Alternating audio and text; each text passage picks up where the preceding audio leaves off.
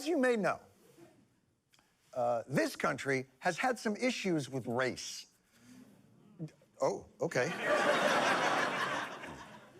Sphincters are tightening already. We've had some issues with race. There was that incident in 1619, and then had a few hiccups since then, but mostly it's been fine. We've all been chilling. It's been chill. Until a couple years ago, another rare bad thing happened to black people in the summer of 2020. George Floyd's death is sparking a national reckoning. The death of George Floyd, it sparks this global movement, this racial reckoning. We here in America certainly had our own racial reckoning in the wake of George Floyd's death. A growing number of American companies facing a racial reckoning. As America confronts a racial reckoning. A racial reckoning. It also comes at a time of racial reckoning for the country. Oh. So you guys are finally ready to talk about racial reckoning. We don't want to right the wrongs. We just reckon we're going to think about it for a bit. Well, not to worry. This egregious midday murder will not be in vain. Let the work of righting centuries of oppression begin. Aunt Jemima is being retired.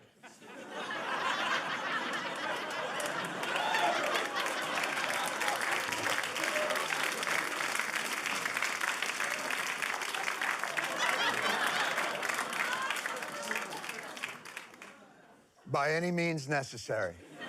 Cream of Wheat is removing the black chef from its packaging. Chris Harrison, host of The Bachelor, has announced he is stepping away. Every NFL stadium, you're going to see phrases like end racism. Tonight we know the Dixie Chicks are dropping the Dixie. The village of Hempstead renamed Main Street Black Lives Matter Way. We will now kneel for our moment of silence.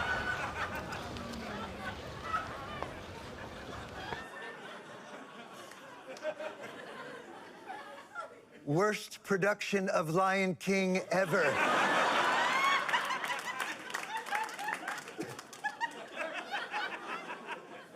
But more than Kente cloth calisthenics and some long overdue brand readjustments, there came another, even more meaningful cultural shift. I think white people need to listen. White people should listen to African Americans. White people, we need to listen. We are listening. I am listening. Now it's time for us to have ears to hear.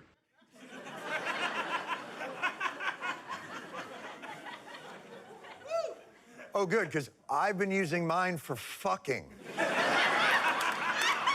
two at a time. I like my ear fucking like I like my Pink Floyd albums in stereo.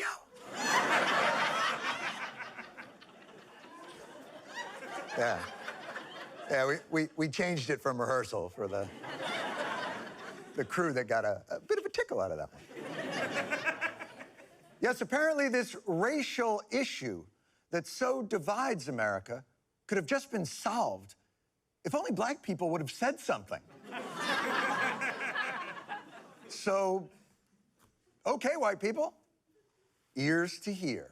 This is the harsh reality for black people in America today, that we are expected to participate in democracy while receiving conditional citizenship in return. When zip code determines what kind of school that you go to, when zip code determines what kind of food you can eat, these are the vestiges of enslavement. So when they say, why do you burn down the community? Why do you burn down your own neighborhood? It's not ours. We don't own anything. It's amazing to me why we keep loving this country and this country does not love us back. I mean, this stuff is hard to hear. But these are tough conversations, and I would probably have more hope in its impact on our culture if those same exact sentiments hadn't already been conveyed to white people over and over and over. Like 1 year